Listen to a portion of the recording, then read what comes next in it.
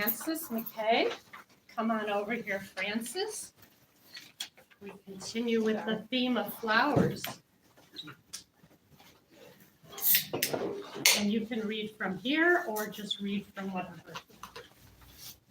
Hi. Purple Oh, flowers. hold on 1 minute. We're not projecting. Oops, what happened? It should be projecting. Give me 1 second. I'm not sure what happened here. Oh, somehow this went off. Did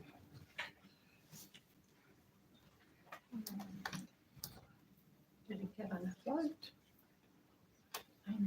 My dear Beth. That's so that all of you can read along. Well, you all have the booklets, right? Yes, okay. No? Oh, duh. Now you do. Okay, Thank you. we do want that protected. Okay, go ahead, Francis. Purple flowers. The purple flowers and open door are welcoming, as are the blue door and the white and green and yellow flowers. All are welcoming. I step up to the door, but don't go in yet.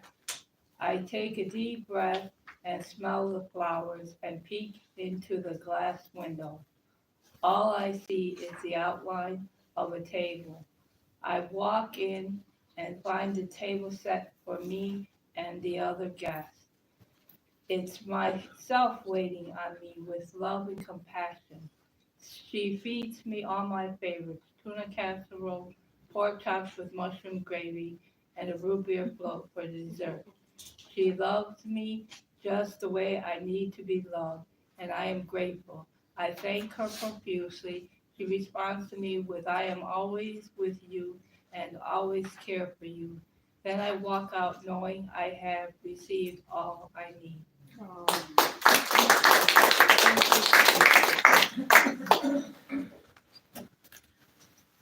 And let's go on now. We have Tim Anderson, if you want to come up here, Tim. And just so, everyone can see from looking through the booklet that we have a wonderful mixture of prose and poetry, of musings and stories. Go ahead. This is called Aura. Goes with our nature theme. I wish to see the supermoon, cartoonish in its brightness, flaxen silver, alabaster white, the optic I was hoping for. It is the least dark night of nights, suffusing rays upon the landscape. This year, the clouds showed up, orb and aura behind them.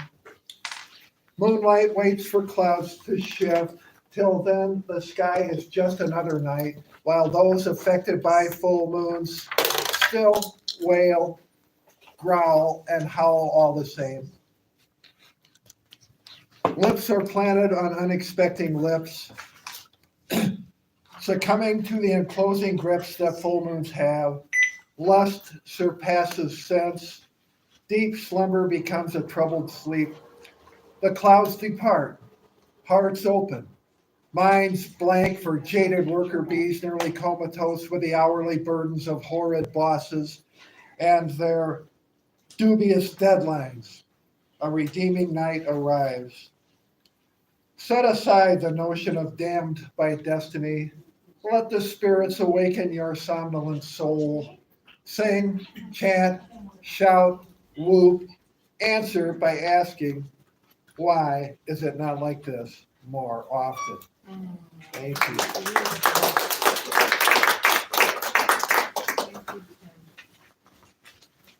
Sorry for the background goings on.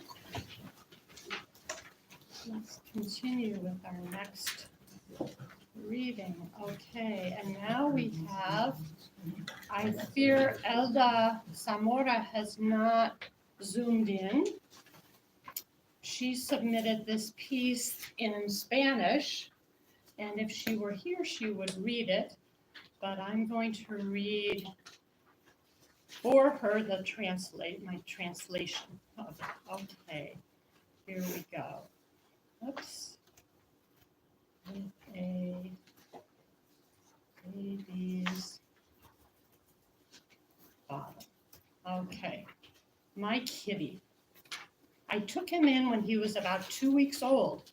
My daughter brought him to me because she found him in the alley among the garbage, left to his fate by his mother.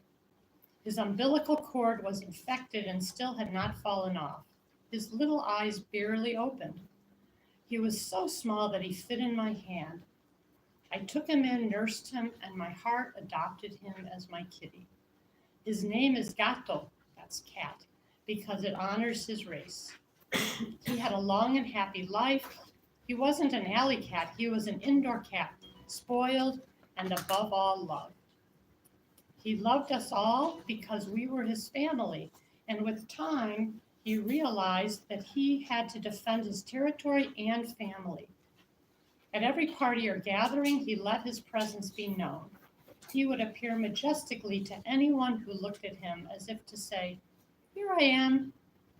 If he smelled someone with the aroma of another cat or dog, you can't imagine how he behaved, because the only smell that he tolerated was that of his protector, Jalapeno, my dog, his friend and comrade in games and antics.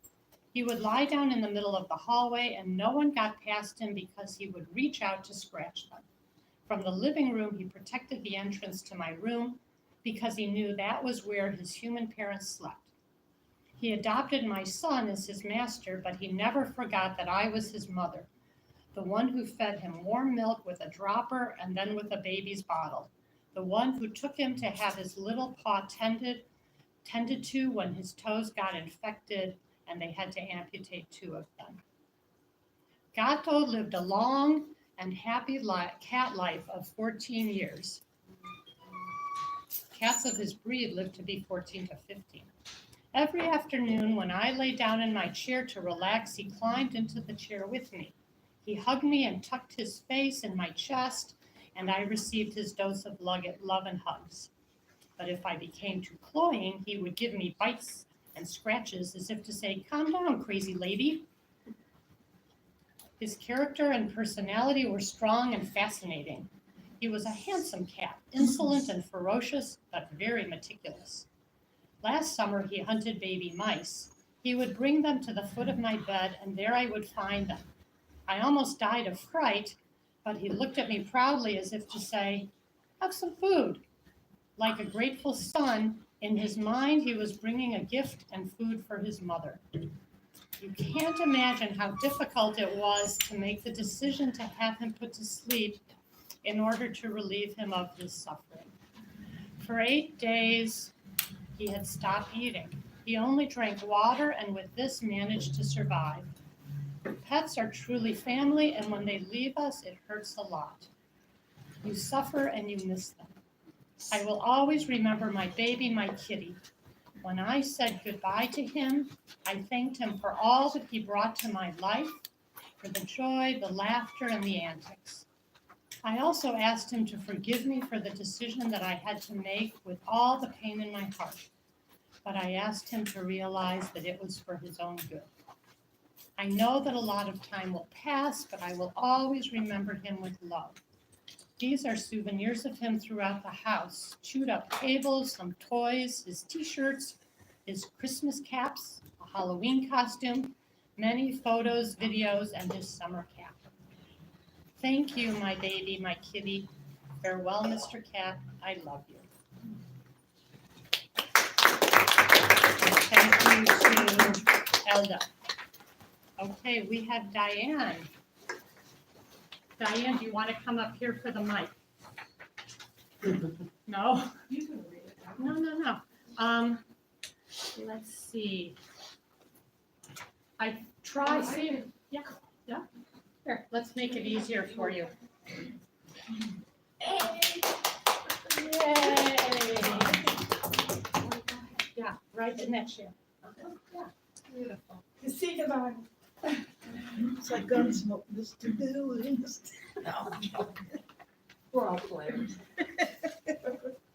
Okay. I always turn to Rose and say, "Can you hear me, Rose?" I can hear you, Joe. I'm Diane. I'm a member of 7320 Writers Group, and we all love you, Janice. And we're I love you all. grateful for everyone showing up today. It means a lot to us and you too. And I wrote this, I guess I had been looking out the window and I was thinking about the recent shootings of children and through gunfire, and it was making me feel really sad. But then I would think about the unity of the people who get together, and it's just nice and short. A candle loses nothing.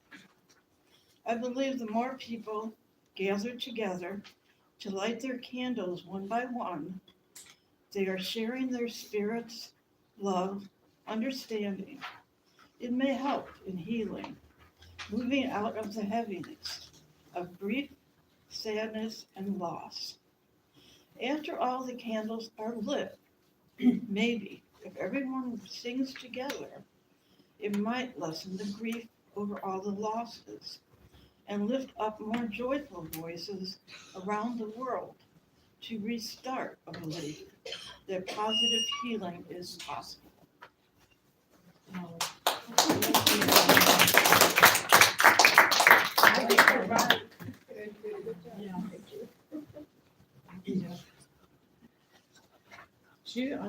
Kathy, come on up. Let's hear one more piece before we have a little time to share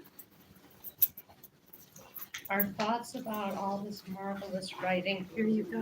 May I stand? Well, Would that mess you up? no, the No. microphone is here though for the people on Zoom. I'm sorry. We have low tech. Because, you know, it's a dance, so. Oh, that's true. You want to dance? I yeah? do, I do. Sit down, dance. Sit down and dance, all right. I'll read from that. My sitar dance. Exotic tones call me. I am here. I am here. Alone. Where are you? You plead with me. Here. Here. Here. You ask in a sweet voice. The birds join you. I see you. I hear your beckoning call. Sweetly, come to me. We are both alone. The birds serenade us. They want us together. You want us together. I resist, but not strongly. Your magical song in the sun and the sky. You vibrate your call. You start dancing. I sway. I want to dance. I step in. We circle together at last.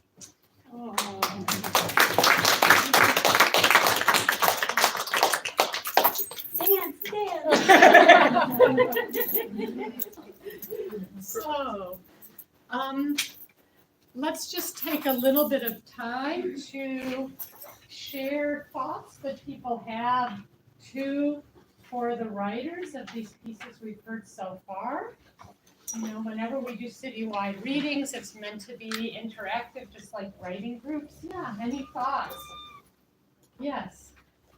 Kathy, your poem reminded me so much of this Netflix program that I just watched of the mating birds in New Guinea and South America. Oh. And I don't know if anyone else knows, they're gorgeous birds, and the things that they did for their females was amazing.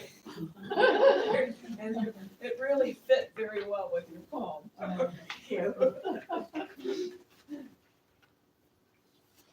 Heartfelt. That's the word that came across in all these pieces. Heartfelt? Very heartfelt, Oh. yeah, you could feel it, you know, and Yeah. emotions come across. Yes, beautiful. Yeah, Diane. Well, as Denise knows, I wrote a beautiful story about my tuxedo cat. He lived to be over 20. So when I was reading that story, I kind of put it down because I was getting sad. And I didn't want to read mine or publish mine because every time I read it, I remember it. Because 21 years is a long time to have a cat. So I'm really nice that somebody else lived to say what I wanted to say. Absolutely, yeah, yeah. I share your feelings, being a lifelong cat owner, Diane, yeah. One of our participants on Zoom is Raise a Crown. Ah, yes, Robin, thank you. You're muted, yeah. There First you of go. all, the Zoomers cannot hear the comments from the people away from the microphone. Okay. I might have to. Go ahead, Robin, sorry. My comment is for Tim. It's so appropriate and not purposely that he read this right after we were supposed to have seen the northern lights in the sky last night. Because he's talking about all these things in the sky with clouds in front of them. That actually was a prompt. But I really enjoyed his poem. Thanks, Robin. It started out as a prompt for the solstice. And I was, looking up research, about the solstice. And finally I came across the supermoon doing that research, and I thought, that's it. I'm going to write a poem about this supermoon. Not only does a full moon affect your behavior, the supermoon super affects your behavior. Right, absolutely. I don't know what the northern lights does to it. Yeah, right, yes. Other thoughts from anyone? Rose, yeah. I see from the various poems, there's various types of intimacy. Intimacy, Rose Whether is it's your referencing. pet, whether it's the moon, even by yourself, enjoy the fact that you're together with yourself and you're grounded. So I like it very much. Thank Yeah, and for those of you on Zoom, Rose is reflecting on the intimacy in each of the pieces, whether it's actually with someone else or your cat or with yourself, as in Francis's piece. Yeah, beautiful. Your imaginary friend, yes. One more comment or thought before we go on? Yes, go ahead, yeah. Everyone that spoke, it was nice, what they written. But what touched me the most was Diane, about the people all over the world, how they could heal. Song heals you, and prayer, as well as, like she said, light the candle, and all of us get together for the healing of the ones that may have passed away. Whatever it may be, could be sickness or whatever. It's a great thing when people can gather together in the hopes and believe, and that God will touch each and every one for the healing of someone that may have passed away, or for the healing of the sick. And I think that's a good thing that I like what Diane did. Okay, thank you, Bernice. Yeah, for those of you on Zoom, Bernice is appreciating Diane's piece and reiterating the importance of coming together for healing. Yes. Thank you. Well, let's hear more, okay? Let's go on. Here we go. So we now have, I'm going to introduce Rachel DeWaskin, who will introduce herself and who's going to read from Michael Sullivan's piece. And I'll let you explain, and say something about it. Yeah. So first of all, thank you for having me. It's been beautiful to hear the work so far, and I'm appreciative of this community and this gathering and space. I'm Rachel DeWaskin. I'm a poet and novelist and professor, and I'm the co-editor of Humans of Life Row, which is an anthology of work by mine and my dad-in-law Bill Ayers's students at Stateville. And we made this anthology with a tremendous amount of brilliance and help from Janice, because our students there are so deeply engaged and thoughtful, and because their writing is so beautiful, and we felt it was important for them to have voices outside the walls of the prison. And this piece is by Michael Sullivan, whose nickname is Tall Mike.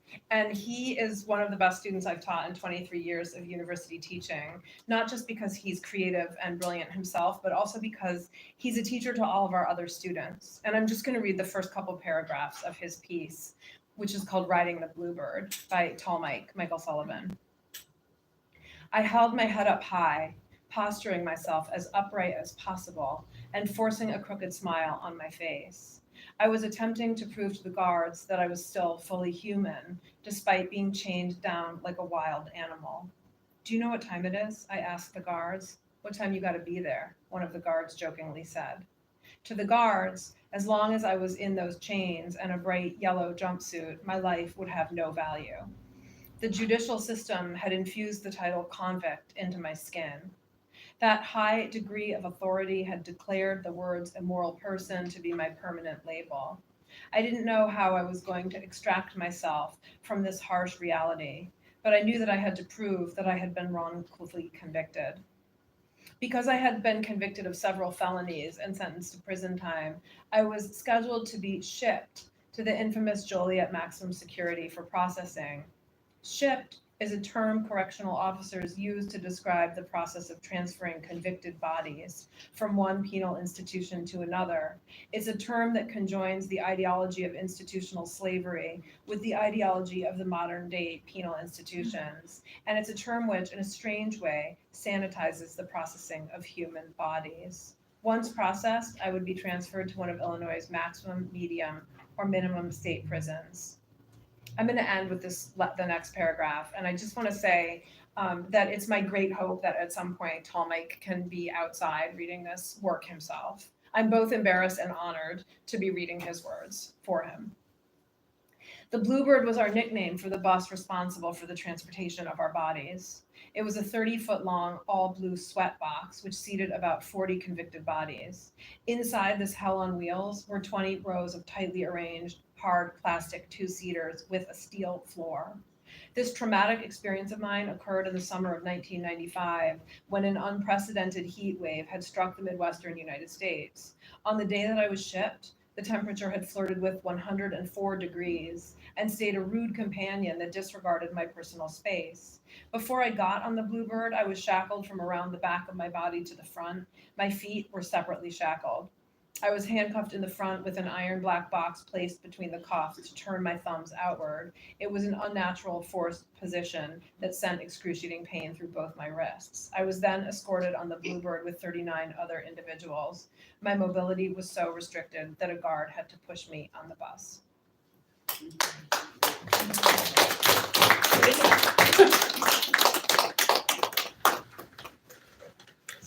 Thank you so much, Rachel. Thank you, Tom Mike, please. And I just want to say that as the coordinator of the Community Writing Project, it's with great honor that we have been able to publish this magazine. It really speaks to so much of what this project is about. Yeah. And Hal Adams would have been so glad. Thank you. Thank you.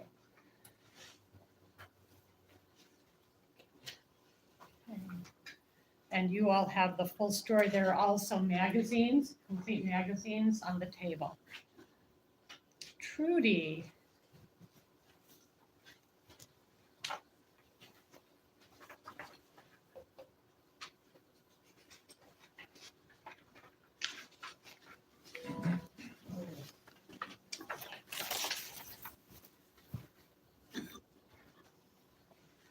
Feel free to introduce yourself.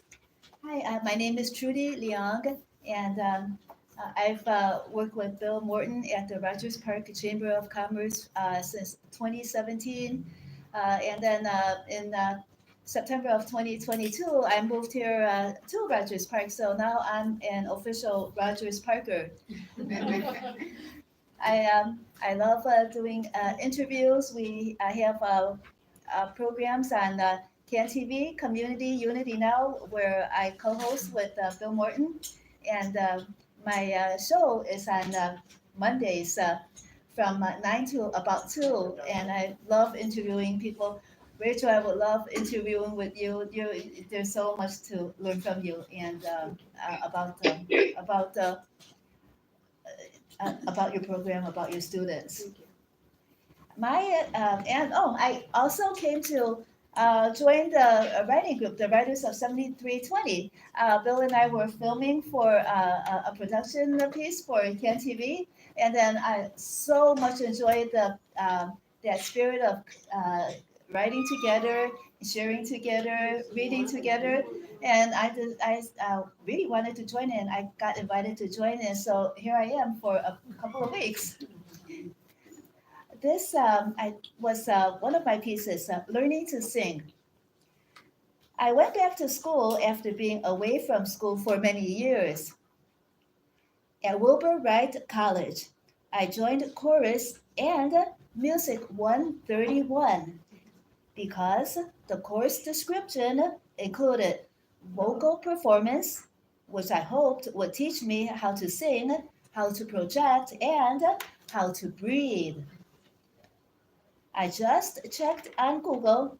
My professor, Richard Gersten, who taught me in 2013, is still teaching at Wright College. Professor Gersten sings like Robert Goulet, a stage and opera singer.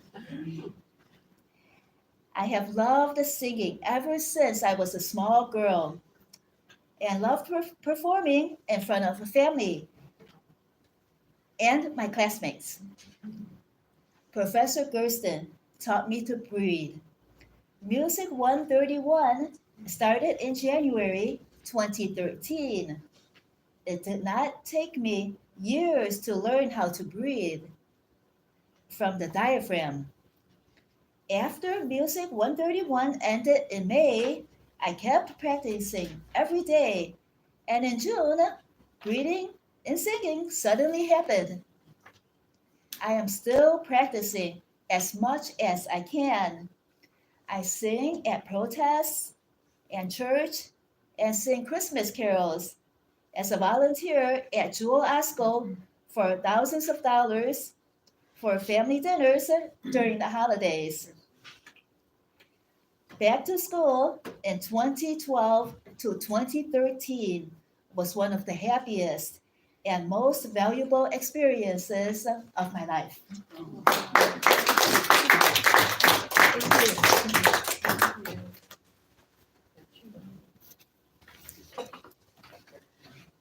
Thank you. And continuing with the theme of song, we have a treat here. This is only the second time in all of our citywide readings that we have live song. Thank you.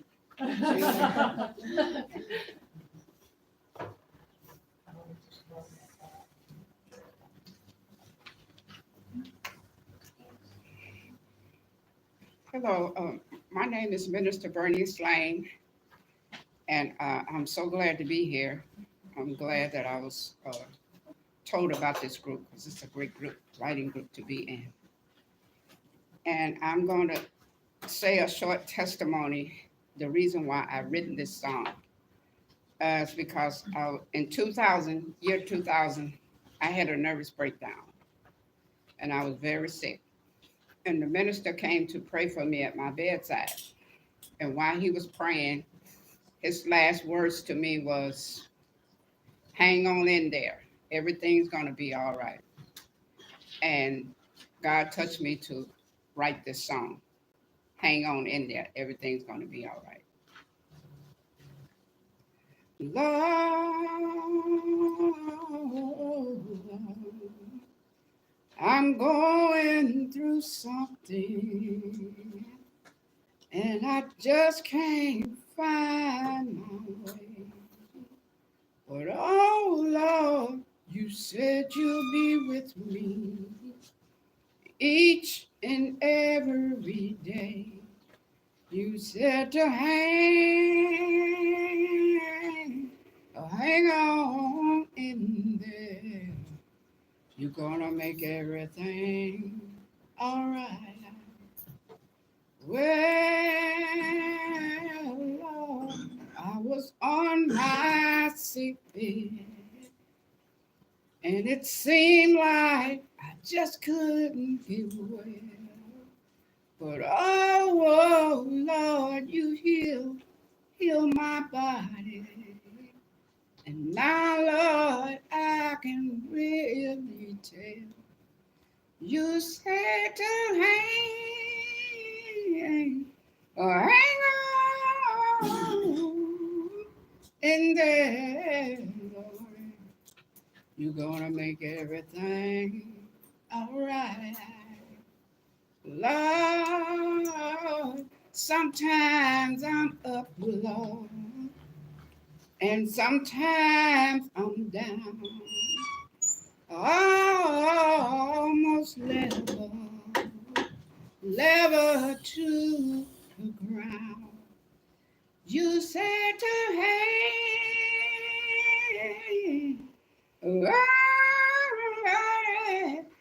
on in there, Lord. You're gonna make everything alright. Oh, I'm gonna hang on. Lord, whatever it is, I'm just gonna hang on. Whatever the problem, Lord, I'm gonna hang on. I'm gonna hang on in there. You're gonna make everything alright. Oh Lord, I'm gonna make it alright. Thank you.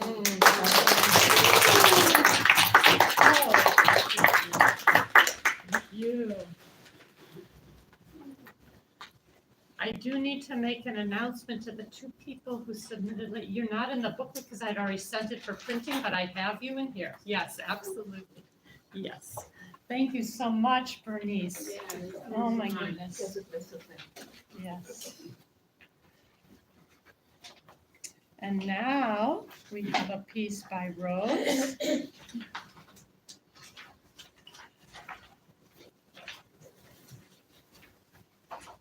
I feel like as Rose comes up, what an incredible bouquet we have here, you know, just the wide variety and beauty of all these pieces.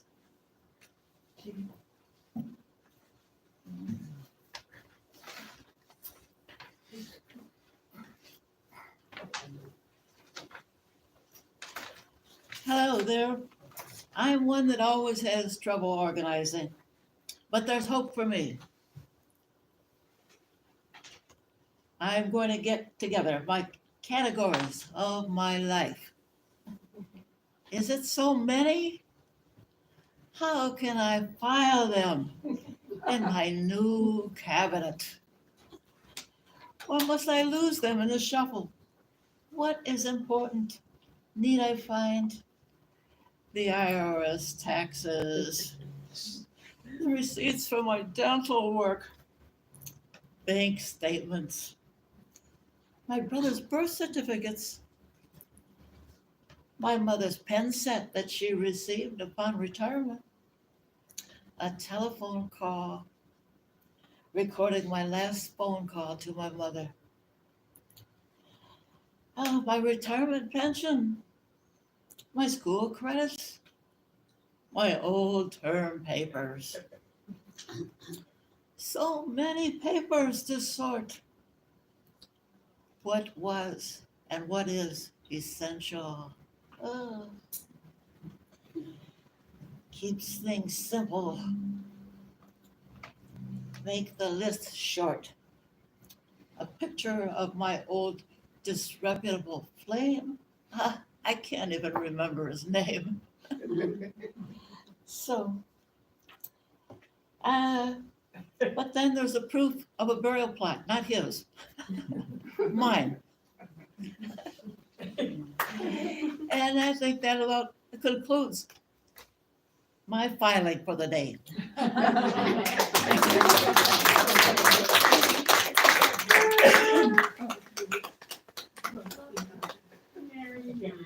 Thank you. Thank you, Rose. Rose, I'm thinking you once had a career in theater, yes? So, let's take a little time to share thoughts about these pieces, yes? That we've covered a lot of ground here, yeah? Yes. Yeah. I think all the pieces were very nice and had meaning to them. You need to have her come up so if they can Yeah, hear. come up here to, yeah.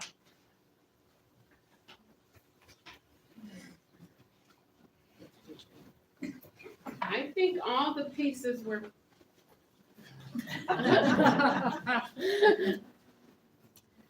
I think all the pieces were very nice and had great meaning. I really enjoyed Rachel, the one you read, and make sure you let him know he does good work. And then he get right to the point.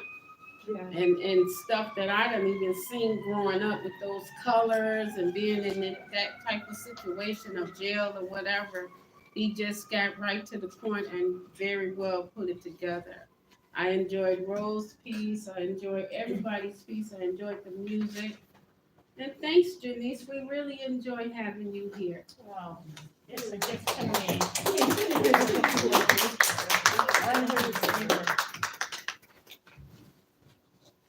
Other thoughts? Other thoughts on reflections, questions, comments about these pieces?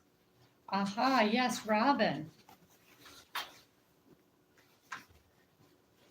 I just want to say that the last piece was the story of my life.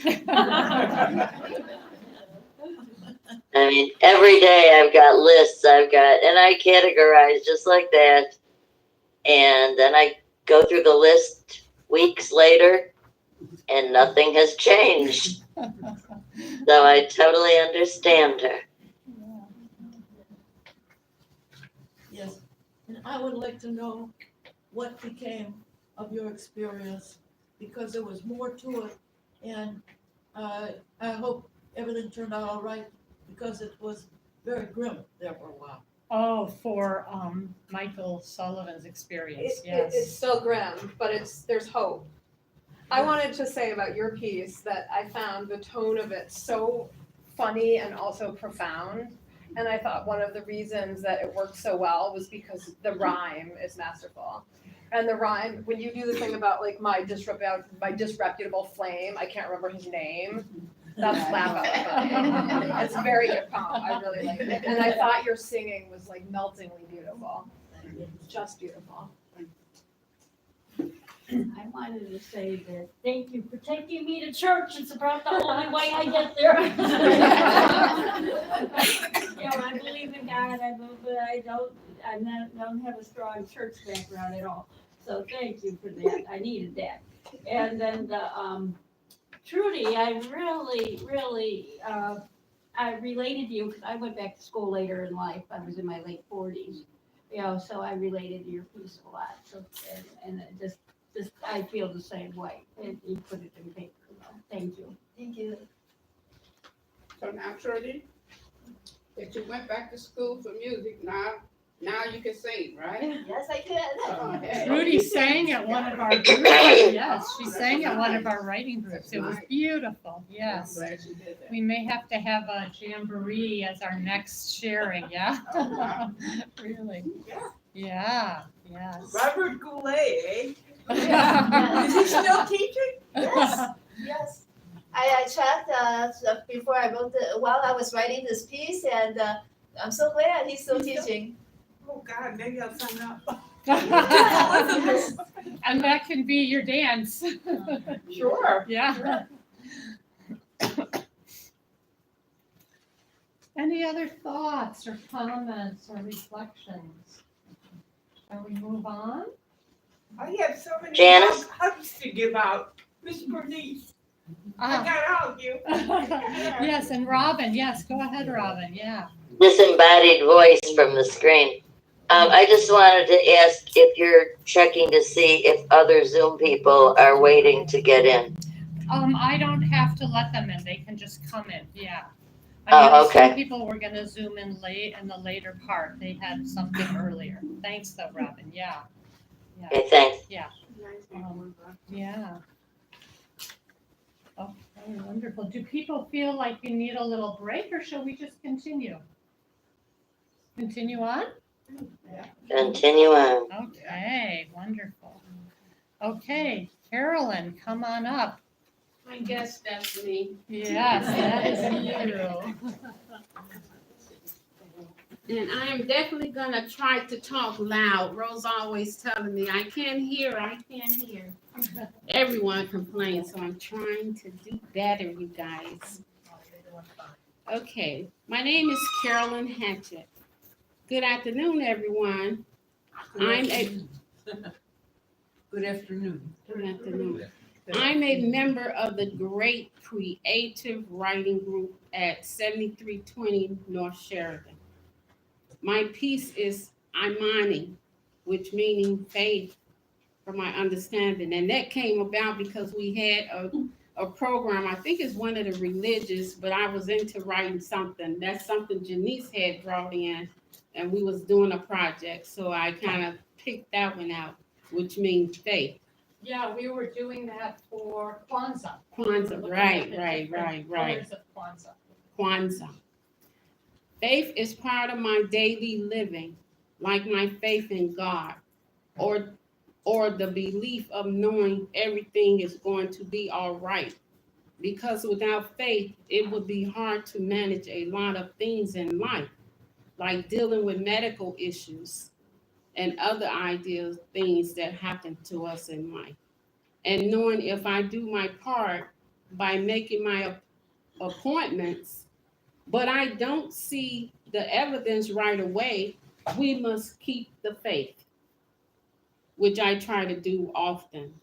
When putting faith in a person's duty or belief, trust is a total necessity.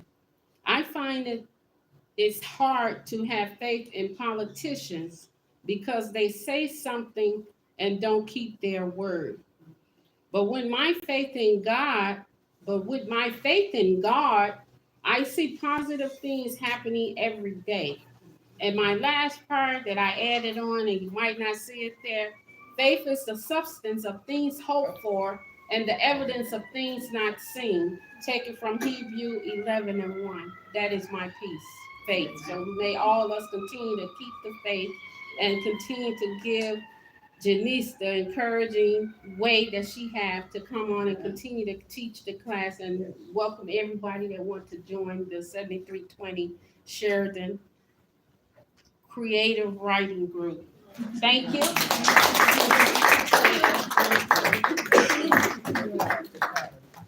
Great there. Well, I'm blushing from the accolades, but I'll just say, all I do is exactly what Al would say to people, just show up. And because everyone brings so much, that's all you have to do is just show up. Yes. And yes, we welcome anyone who wants to join us Friday mornings from 10 to 11:30. Wonderful. Now we have a piece by David Schwartzoff, who wasn't able to be here. He's part of the 7320 Writers Group also. And just to remind people on the table back there on that coffee table, there are magazines from several of our writing groups, present and past, that you're welcome to take. Those are for the taking. Okay, so I'll read David's piece. Is that okay? Yeah. Okay. I was going to write about the positive ideas and concepts found in the book A Future We Can Love, but I'm not in that kind of mood today. Fueled by lack of sleep and a good old-fashioned stomach bug. Don't worry, it's not COVID. I tested twice. It seems my reservoir of love, tolerance, and compassion is at a recent low. No unicorns, rainbows, bright flowers, or light here. I am overwhelmed by genocide in Gaza and the recent killing of the World Kitchen volunteers.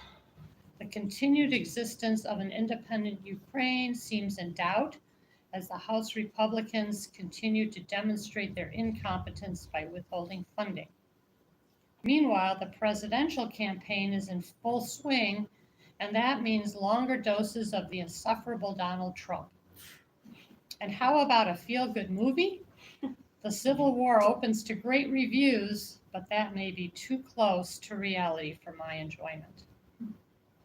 In A Stake Through the Heart, the Golden Bachelor and his wife of 3 months announced their divorce. What hope in the world of love is left for us mere mortals when a marriage fueled by millions of dollars falls apart? And finally, buy your earplugs now. The idyllic days of summer are in the wane. Millions of cicadas will soon be our constant companions.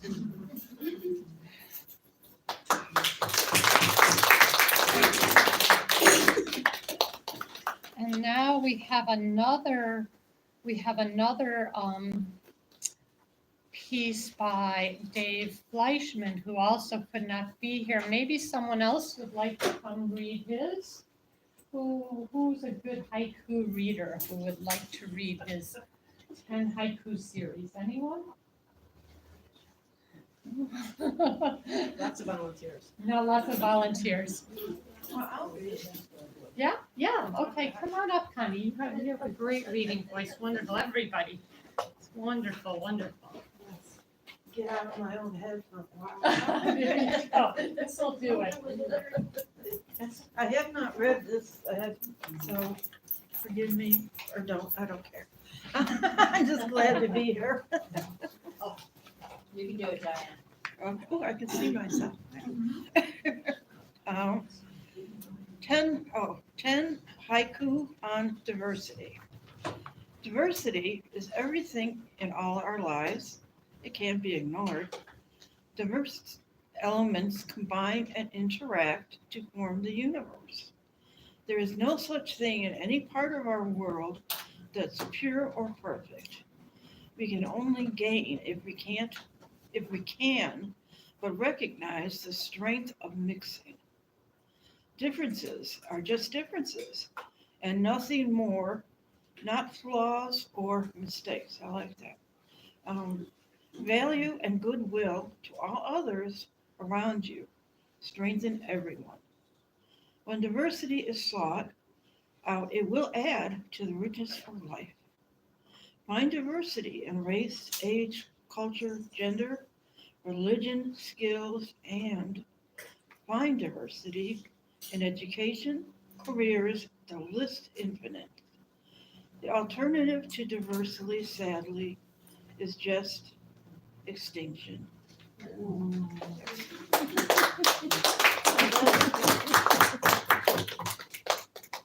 Thank you.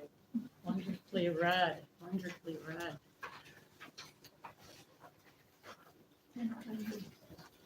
And now we have another story from the state bill, the Humans of Life Road Group. Yeah.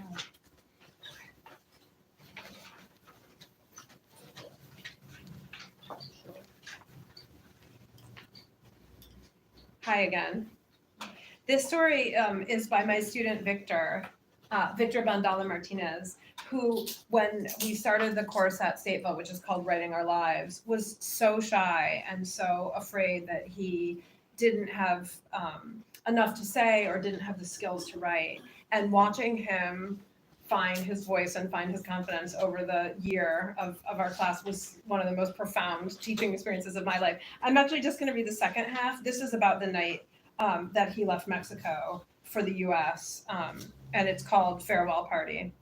I'm going to start from the penultimate paragraph on the first page. I started drinking. Actually, I'm going to start from the one before that. My mother knew if I was to stay in Mexico. My mother knew that if I was to stay in Mexico, I was either going to get killed by the cartel or by drugs, and alcohol would eventually catch up to me. So plan Z was for me to go live with my dad. My mother believed that my dad could actually help. Unfortunately, plan Z was a little bit too late. Alcohol and drugs had already done their work on me. I had already become a rebel. I had tasted freedom. And whatever respect I had for my father, I had drunk away. I no longer knew what the fear of him meant to me anymore. I started drinking when I was 15 years old, and everything happened so fast. It started with drinking in the afternoons with my friends, challenging ourselves to see who would pass out first, to late night parties with older people, trying to find the best place from which to buy our drugs. People would always ask me, why are you drinking Mocoso? And I would always have a slick answer for them. It's my birthday. It's my homie's birthday. It's baby Jesus's birthday. I hit the lottery. I finally lost my virginity. I'm celebrating life, and so on. At that young age, I was already allowed inside strip clubs, nightclubs, and cantinas. For underage kids like me, it wasn't that hard to enter these kinds of places. In fact, we were all using the same corrupt identification. We would flash the face of Diego Rivera on a 500 pesos bill, and suddenly the doors would open wide, as if I had said the magic words, "Open Sesame." The entertainment business in Mexico will grant you entrance as long as you have money and you are willing to spend it. They will sell you anything, even their own mothers. That afternoon was different. Her voice was serious and broken at the same time. This is his mother, who starts the essay by saying, "Please don't drink tonight." Although the day was hot and humid, I could feel the chills going through my body, like she was already missing me. But I was the man, with 500 plus pesos in my pocket. So I shut the door behind me, as if the world was waiting on me to come out of the house, and I began to walk into my new excuse to get drunk. Tonight is my farewell party.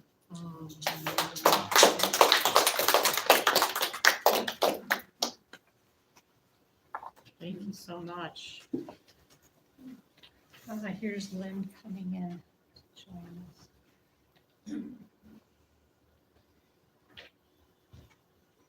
And so I put this piece by Alan, who's not here, who hasn't zoomed in. I put this piece by Alan there because, again, writing about mothers. Alan's a member of the Edgewater Writing Group, and now he's been coming to our Sunday Zoom group. So this is for Alan. The motherhood, and he wrote several pieces about different mothers from his family. So I just pulled out two. So I guess I'll read for him. Unless someone else wants to. Would someone like to read for Alan? Anybody? I would. Yes? Okay, come on up, Kathy. Wonderful. Anything for Alan. Yeah. I'm sorry he's not zoomed in.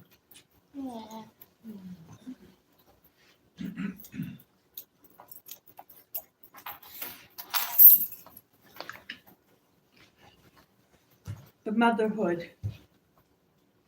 Stephanie is a fantastic mother.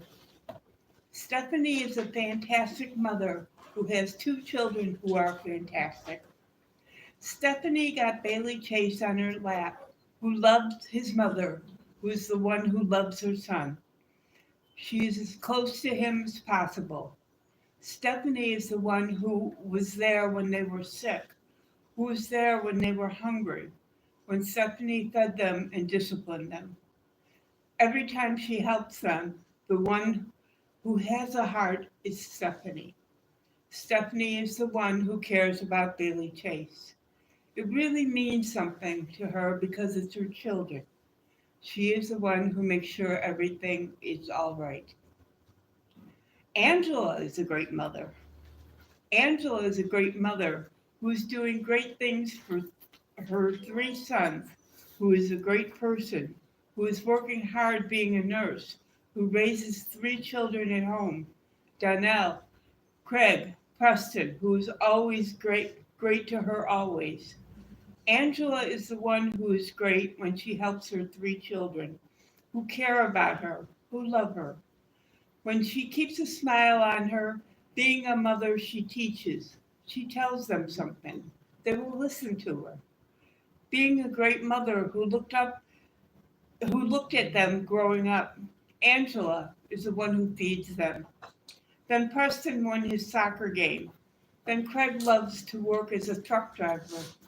Angela is the one who is a great mother, who stays on the case, who is the one who wants to know where her children are. Angela is the one who is doing great things for her children, who is always there when they need anything.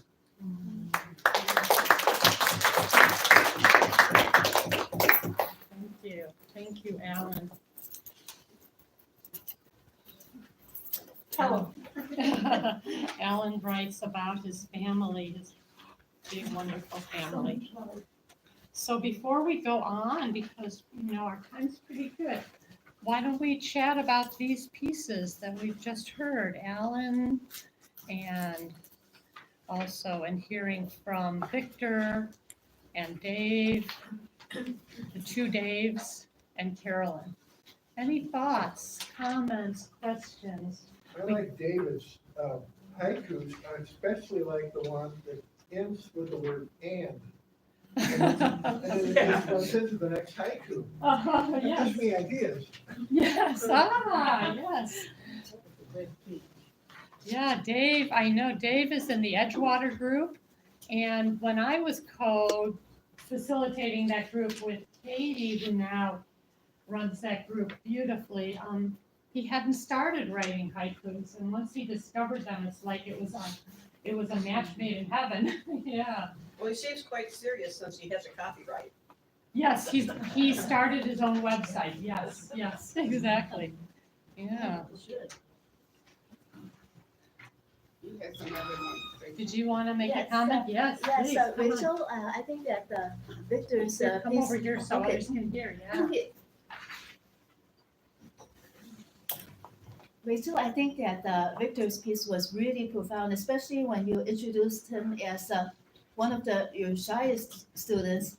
So he went from being very brazen and bold as a young person to becoming shy, but now he's able to speak for himself again. So how is he? What is he like now? That's such a beautiful observation. That's really true. I hadn't really thought of him, of the contradiction between his description of his own youth and who he is now. He's very reserved and quiet. But we read a poem one day in class, and he asked about the physical situation of the poem on the page and the way it took up space. And it was one of the best conversations we had all semester. And he was very attentive. He's a very literary guy, I would say. Still shy. The other thing I'll say but confident enough to ask questions, and of course, Tall Mike was his mentor. And every time Victor looked like he might want to say something, Tall Mike would say, "I think Victor has a question." So this way, Victor never had to raise his hand. He didn't have to make a big, performance himself. Tall Mike often gave a drum roll. I'll say that in the magazine, there's a photograph of Victor and his mother in that essay, and it's the only existing photograph of him and his mom. It's a really beautiful photograph of the night before he left. And of course, because he's incarcerated, he hasn't been able to see her since he left as a kid, as a teenager. It's unfortunately and fortunately, you have such good students, so meticulous and so with attention to detail and attention to human frailty. It's really quite an experience. Thank you so much. I'll tell the guys, I'm seeing them Tuesday and Wednesday. I'll tell them that we had this conversation. They'll be delighted. Oh, yes. Yes, yeah. I love that phrase, Trudy, the attention to human frailty. Yes. Yes, Here, I come up love. here and come and speak back closer to the. Yeah. It's allergies, it's nothing touching.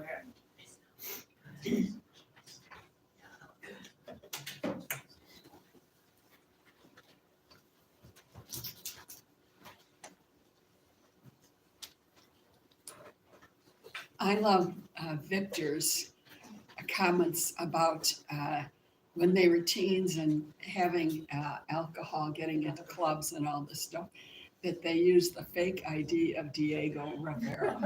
That just cracked me up. Great writing. Yes. I'll tell him. Thank you. Thank you. Thank you. Did you have something, Kathy? It just very brief. Yeah. I've kind of been writing down prompts that have come up. And I've decided that shy people have the most raucous experiences. A raucous experience. That's a great. That's a prompt. Right. Others, anyone else? Anyone on Zoom have thoughts you wanted to share? Yes, Robin.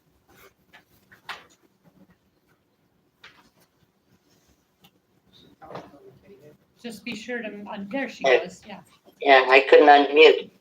I noticed that a lot of the male participants didn't participate. That they were the ones who didn't show up were most of the guys for some reason. Oh, yeah. But what I wanted to say is I couldn't hear all of the the comments, so it's possible that something was already said that I wanted to say, but I wanted to give a shout out to the 10 haikus on diversity, because he was able to say so much without sounding like he was preaching. You know, I mean, you could say a lot if you want to just, throw at somebody, but these are worth listening to and thinking about, and I thought they were great. Yes, thank you. Oh, and here's Alan. Alan, we just read your piece. Wait, I ain't ready. Which You one read is it, it? yeah. Could we have Alan read I read it it now? again. Let me read it. I'm gonna read it again. Yes, absolutely, you should read it again. Can you see it on It the says, screen? Can you make it bigger? I sure can. Got pictures on there? Put the pictures on there? Hold on a second. Oh, Okay. picture popped up on there. Can you see it now? Yep, you got the picture on there? Yes. The share put the screen? Yes, I do. I don't think it's picture.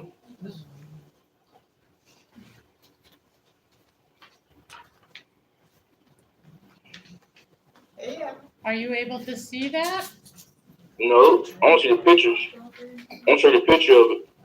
It's right there being shared. Hold on, let's see if this works for you. Can you see it now? Yeah, I'm talking about, can you put the picture? I'm talking about the picture. Can you show the photo on there? The photo? Oh, I don't have the pictures. Yeah, sorry. It's on there. Yeah, I know. When we put it into the booklet, I had to take out the pictures. Why take it out? Yeah, so we just have what you You wrote. kept it. Yeah, You could have kept the pictures. I had to skip the pictures. Yeah, Your words had a picture. You could have kept that. sorry about that. Yeah. Yeah, I wouldn't know. You could have kept that. But I'm gonna read something today. Oh, good. It says, the motherhood. Stephanie is a fantastic mother. Stephanie is a fantastic mother who has 2 children who are fantastic. Stephanie got Bailey Chase on her lap, who love her. Let's put their mother, his mother, who is the one who loved her son. She is as close to him as possible. Stephanie is the one who was there when they were sick, who was there when they were home. When Stephanie feed them and discipline them, every time she helps them, the one who has the heart is Stephanie. Stephanie is the one who cares about Bailey and Chase. This really means something to her because it's her children's. She is the one who makes sure everything is all right. Angela is a good mother. Angela is a good mother who is doing great things for her 3 children. Who is a great person who is working hard, being a nurse, who raised 3 children at home. Donnell, Craig, Preston, who's always great to her, always. Angela is the one who is great when she helped her 3 children, who care about her, who love her, when she keeps a smile on her. Being a mother, she tells them something, they will listen to her. Being a great mother, who look at them growing up. Angela is the one who feeds them. Then Preston won the soccer team. And Craig loves to work as a truck driver. Angela is the one who is a great mother, who stays on her case, who is the one who loves where her children are.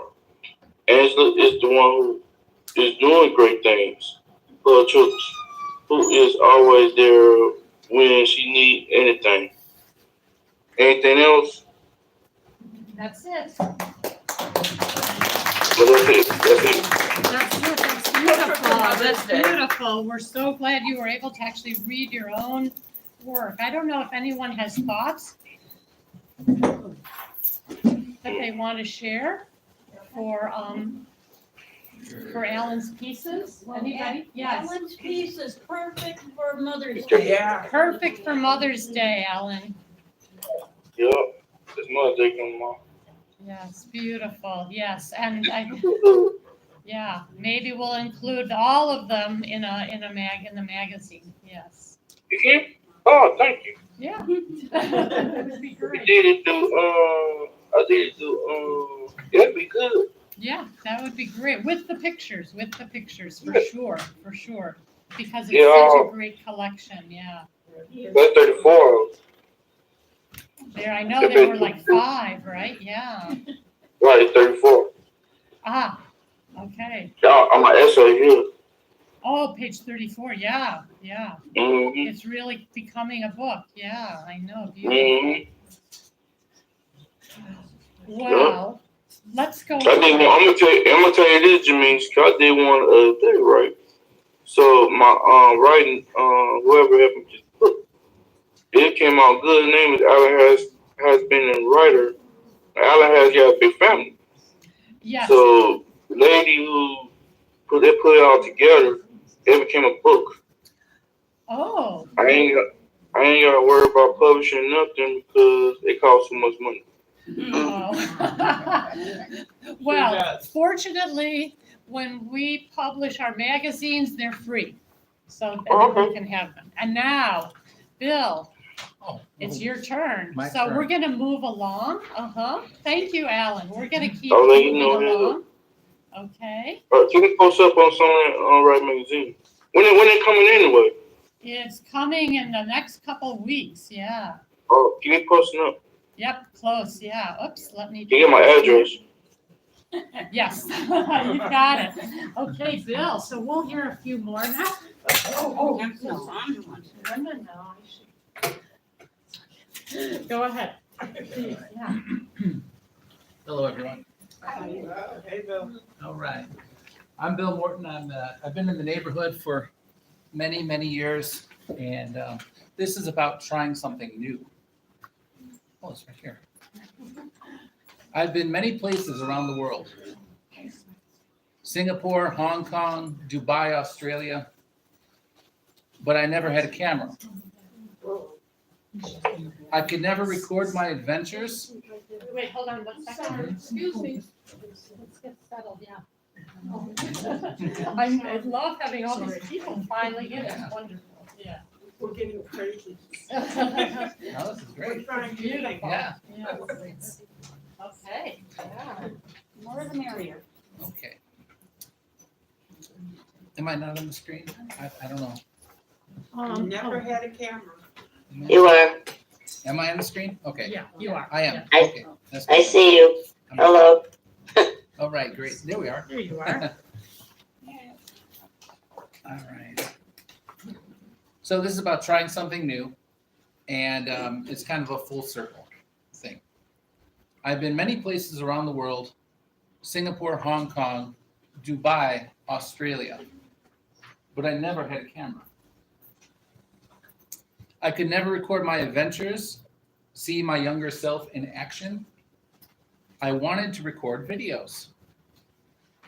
This was before digital everything. In the 90s, I got a job at the internet cafe across the street, right here.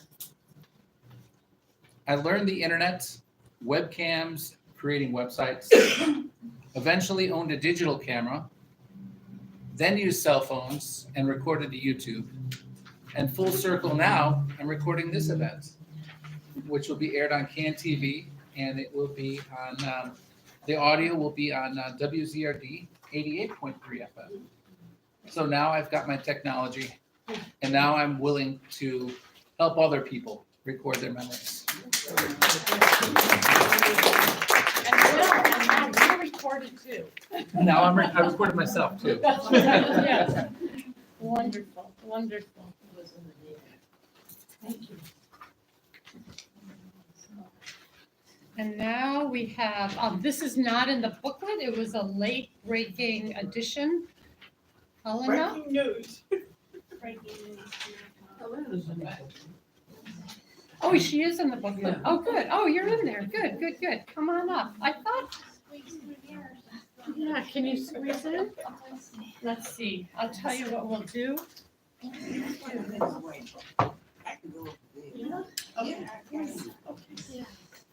You're good right there. You're perfect right there. Okay, yeah, there you go. Okay, sorry. Let's see. All right. My name is Helena. I'm with the Woodlawn Woods. Louder. Okay. My name is Helena Marie. I'm with the Woodlawn Woods Riders Group. I used to be with the Neighborhood Riding Alliance before it folded.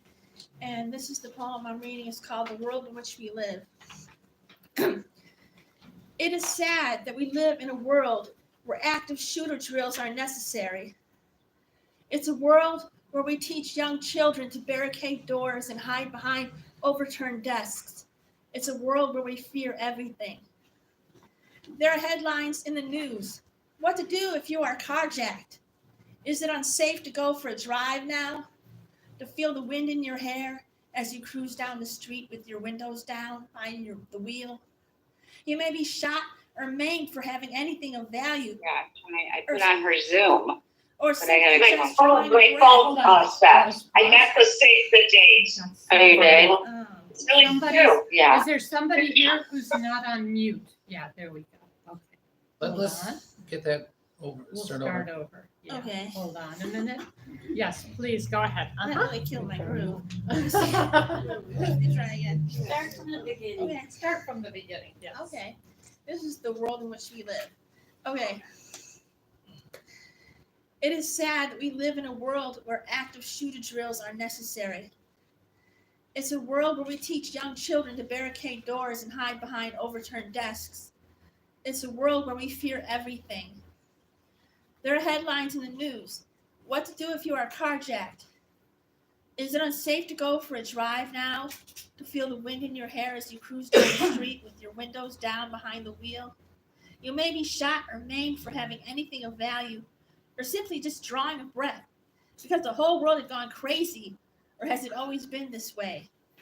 The masses touting guns like it's the Wild West, and on the street, well, anything goes. There are children that can't even walk down the street without dodging bullets. On the way to school, pop! On the playground, pop, pop! See the empty swing going back and forth? Its occupant crumbled up on the ground in a pool of blood. I watch the 6 o'clock news again and again, as if I'm some kind of masochist, watching the violence play out on the screen, my bleeding heart on my sleeve. Please, someone heal this broken world.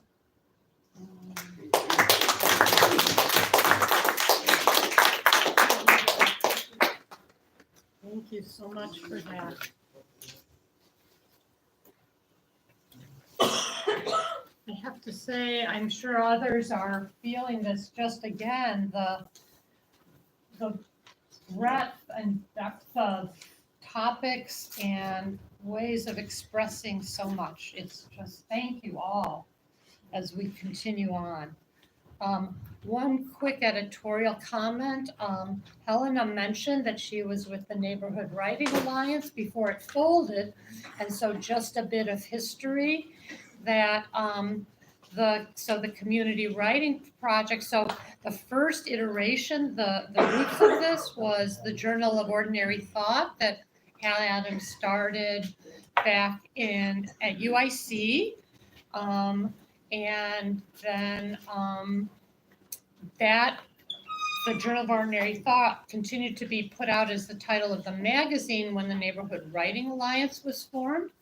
Then that continued on, and Hal returned to UIC in great part because Bill Ayers started the Center for Youth and Society, which funded it, the community writing project for a few years, which is when I started working with Bill on it. And so we all continue on, yes, which is just so beautiful. So thank you for continuing on. It's wonderful to have those threads, yeah, really.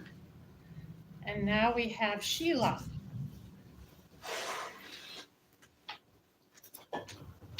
There you are, yes. Okay.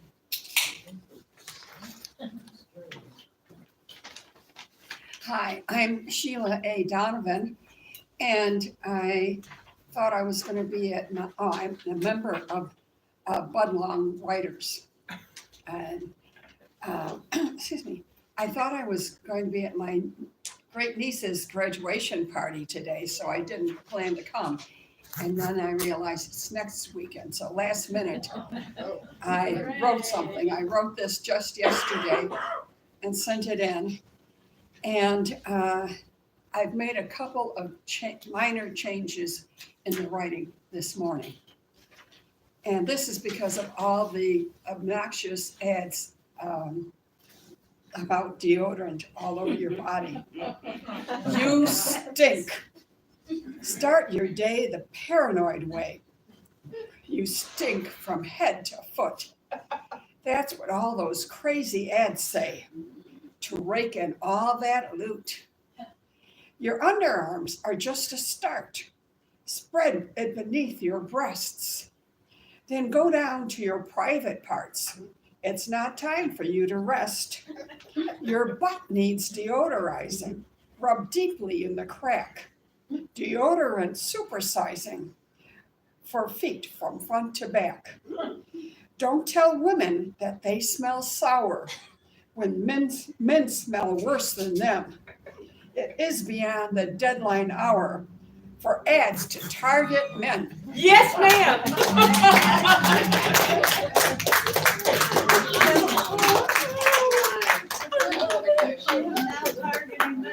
She's targeting men, yes.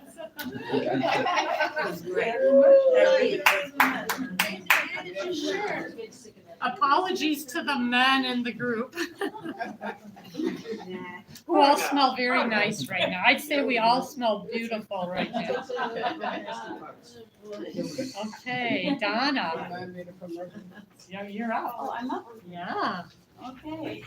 Can you wait 1 second? I have to go get my, hold on.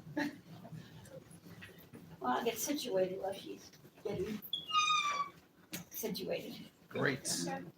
And I'm the facilitator at the Budlong Woods Writing Group. I guess I should wait until when she's here. I don't. Where's that located? Through that, the Budlong It's Library? unfortunately at the same time as yours. On Fridays, 10 to 12, we do Zoom meetings 3 days out of the month, and in person 1 day out of the month. The schedule can be found at the Budlong Library, but Janice told me to bring these. I usually don't, I wouldn't be promoting it so much, but we do publish, but we can't give away free. I try to give one book away to whoever submits to the book. This is the latest one, and they're available on Amazon or through me, or for free. You can take it out at the library. We got them on the library shelves. So you can go to the public library and get a copy of our books. So I was part of the Neighborhood Writing Alliance, also like Helena, and Donna Kaiser was my group facilitator, and she would every once in a while, we met in college at Columbia, and she invited me to fill in for her every once in a while. She would just say, "I can't make it today." I go, "But I'm not a teacher." I go, "But hey, I did it." You know, and it ended up, I went back to school, and I ended up at UIC with a master's from being a high school dropout because of poetry. Cool.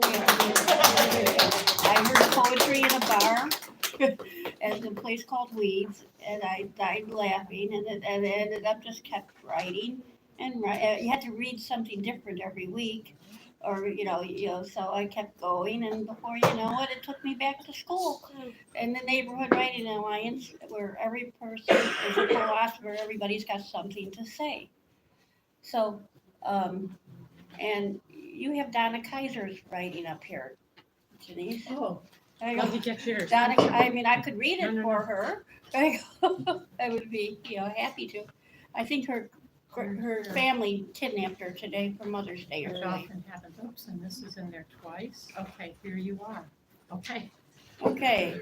but you're gonna have to scroll. Oh, wait, let me see if I can get the whole piece. So, No, that's my that's it. apologies. This is fine. This is towards the end on like actually on the last page. I'm That's- sorry, yes. That's why you surprised me when you called me. Yes, I'm like, you're right, oh, you're okay, well, Donna or Donna. Donna or Donna, yes.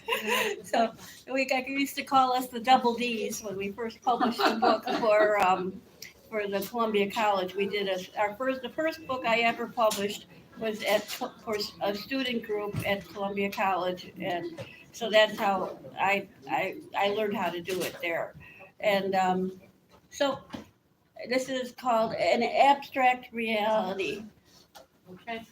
Many, minimum, minor, momentum, millenniums, momentous, magic, making a molehill out of a mountain, the appearance of more, a galaxy found in a grain of sand, a matter of contrary contradictions, getting there, good vibrations, past denial, dragged down to the depths of disparities.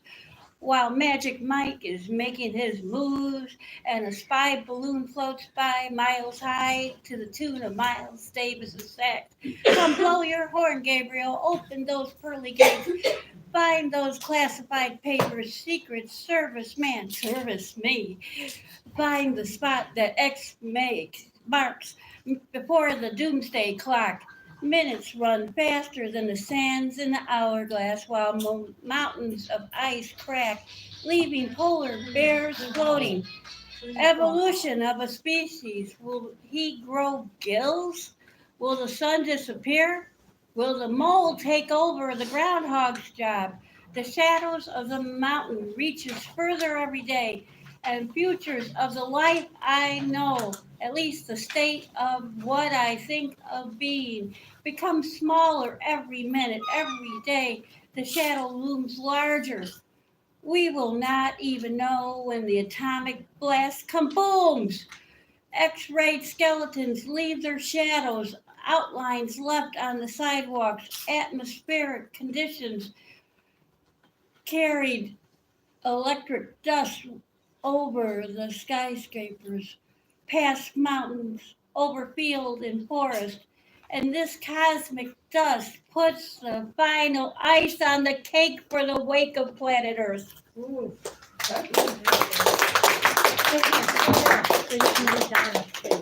I'll read Donna Kaiser's. Okay. And like I said, all these books, Donna was with me at Columbia College, and she and me started a student group where we did a book called Word Curves. And it was open to all, you didn't have to be a poet to be, that was just poetry. And so you didn't have to be a poet, though we accepted, I said, creativity comes from everyone. So it didn't matter what genre you were, you could submit to our book. And that's kind of how I've gone along with the Budlong Writing Group. It's not just poetry, you know, we have, I'd say, a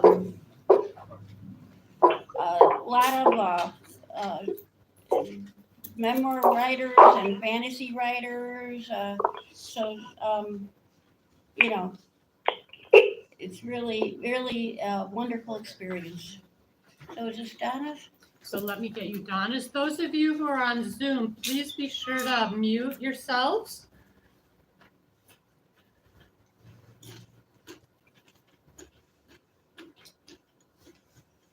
Here's Donna's, and then we'll have Leslie's. Yes. And Donna Kaiser introduced me to Janice, and I've been so grateful. And after NWA quit, it was like I just went off on my own. I said, "What do you guys want to do?" And we just kept it going. And then I got in touch with Janice, and so we're under the umbrella of the Creative Writing Project. We were already kind of established in our goal to get the books done, so we're a little different. And one thing I can say about that too, is what's wonderful about the writing groups is once they get going and take on a life of their own, the participants come up with different ways of getting their work out. So, you know, it's just wonderful that here we have these books. We have magazines from other groups. We have, you know, some are small booklets, some are, you know, bigger magazines. It depends what the participants want. And then, you know, this is making me think we should do some anthologies now and then. Yeah, so absolutely. Yeah, right? Absolutely wonderful. Right now, the last book, we had 30 people in it. And so there's 30 people in this book, Dreams, Noun, and Pronoun, Hope, Aspiration, and Ambition. The next book is Bringing the Light. And we're working on a new theme of omnivore, vegetarian, carnivore, omnivore.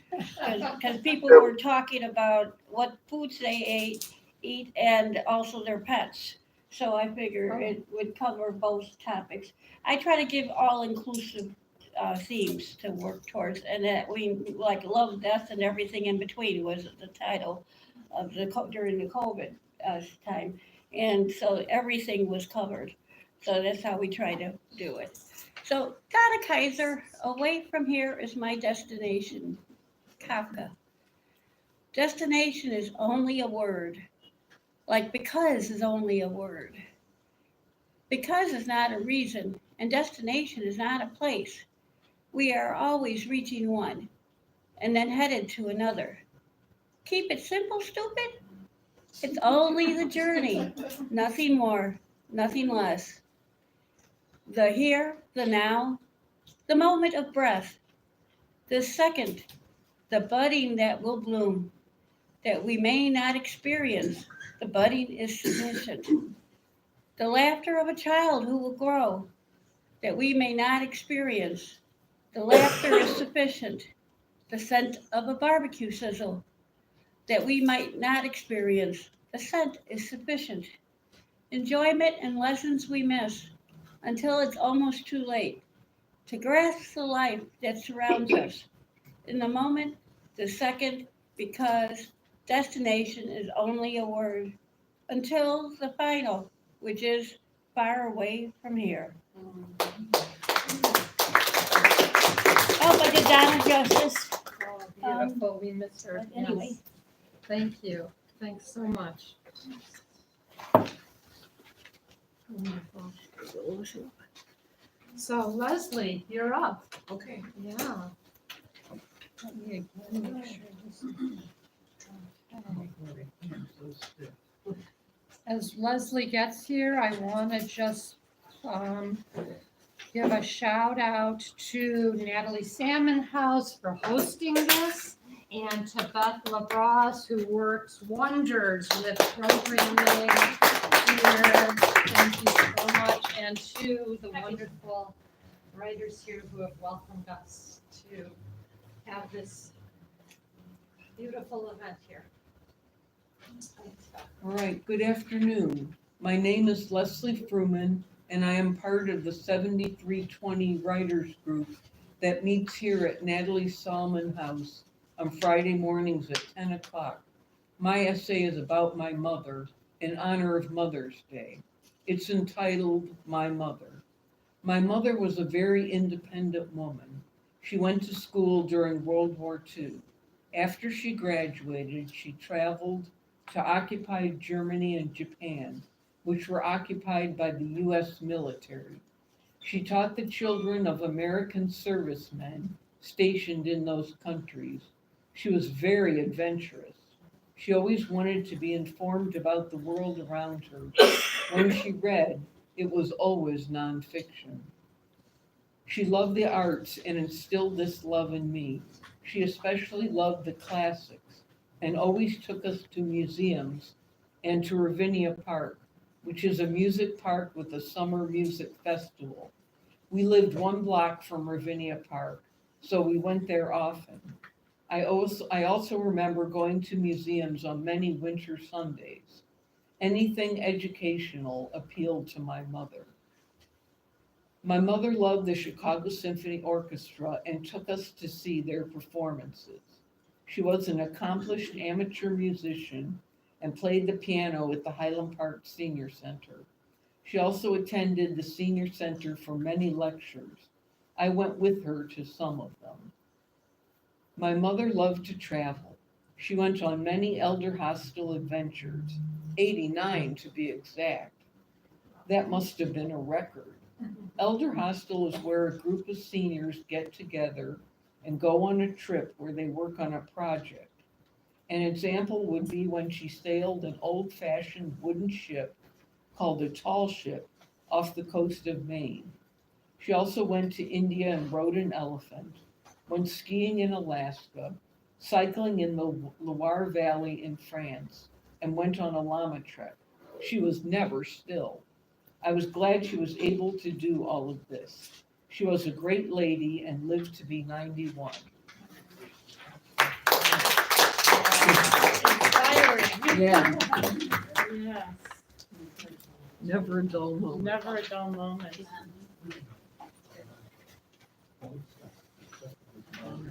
And what a way to move into her later years, yeah? Yeah. Yes, fantastic. Thank you so much, Leslie. You're welcome. Okay, let's keep going here. And Judy. We have Judy.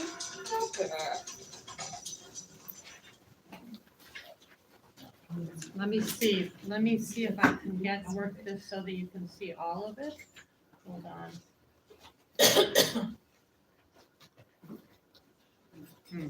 I think you're gonna have to scroll, if that's okay, yeah? Sorry. Or you'll read from here? Yeah. Yes, okay. Let me make this a little smaller. That's, I know, small, but so people on Zoom can see the entire thing. Yep, there we go. Okay. Here we are. Okay. There you go.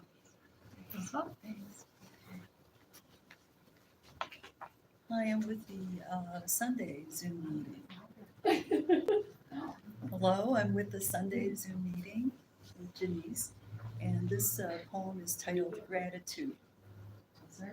Can you hear me? Okay. This poem is titled Gratitude. Many things are quick, like the blazing speed of light, the hurtling speed of sound, lightning thrashes in the skies, deja vu flashes before our eyes. And many things are slow, like massive mountains eroding, gigantic glaciers melting, stately oaks maturing, promises enduring. Fewer things come to mind that, like roller coasters, are variable. Slow down, slow up, speed up, and race down, run totally free chaotically, as with life. And like us, we're nearing our lifetime's end, wither and wear thin, become perishable and purged. My walk, my body, my brain, my all, slow as I peer askance from springy, menacing things that jump out at me. My forever meds, and if you don't use it, you lose it. No more rushing from one thing to another, one game to another, one lesson to another. No more dressing of cuts or slathering of sunscreen on burns. Things have taken their turn from child of parents to parent of child parents. Doctor appointments, pharmacies, out-of-range test results, emergencies, specialist visits, wills and trusts, late-night calls. But I am here now, living, breathing, seeing, touching, hearing, tasting, as things slow enough for me to breathe, see, hear, touch, taste, dawning in the dusk. Life, its trajectory, its short-livedness, like a flower that blossoms gloriously in its quickened season, strummed and works with time.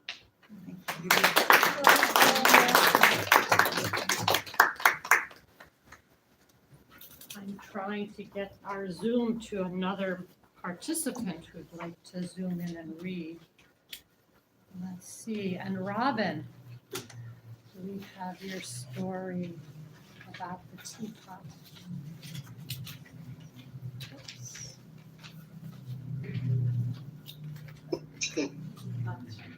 There we go. My name is Robin Wallace. I'm also part of the Budlong Writers Group. I'm glad that there's a lot of us here. I'm also glad I see a lot of my friends and family in the Zooms as black squares. Okay, this is called the teapot. Where are my glasses? They're not on my head. The teapot. I broke it. I didn't mean to break it, of course, but it's broken nonetheless. I was watering the philodendron on the kitchen shelf, humming to the tune from a TV commercial that had gotten stuck in my head, when my hand slipped and the watering can bumped into the teapot and knocked it off the shelf. I watched, helpless, as it fell, hitting the hard tile floor and smashing into more pieces than I could reasonably glue back together. I stood there for a moment, staring at it, before going to the closet for a small broom and dustpan. It was my favorite teapot. To be honest, it really wasn't my favorite teapot. I'd always thought it was ugly and old-fashioned. It was made of porcelain and had bland pink roses randomly painted on a white background. It probably had a cover once, but I hadn't seen it in years, maybe decades. There must have been even matching teacups, but I'm not sure. It had previously belonged to my mother, and it was her favorite, so for that reason, I felt it should be mine. I swept all the pieces together and kneeled on the floor, careful to avoid the smaller, less visible shards while finishing up. Before I emptied the remnants into a garbage bag, I picked up one of the largest pieces and examined it. Looking at it closely, I saw the bland pink roses were actually a subtle blend of many shades of pink, which I now found rather lovely. And tiny green leaves were a nice accent. I put the piece down and picked up another, examining it briefly and laying it beside the first. Seeing them together, I realized that the randomly placed bouquets actually formed a vague creative pattern. When I lifted a piece of the handle, a memory flashed into my head of my mother pretending to pour tea for my dolls and me at a small table when I was a child. I smiled at the memory. Then, recalling a European accent, I realized that it must have been my grandmother rather than my mother. Maybe the teapot had belonged to her first. I took another piece from the pile and was transported to the lovely party at my parents' home to celebrate Doug's and my engagement almost 20 years ago.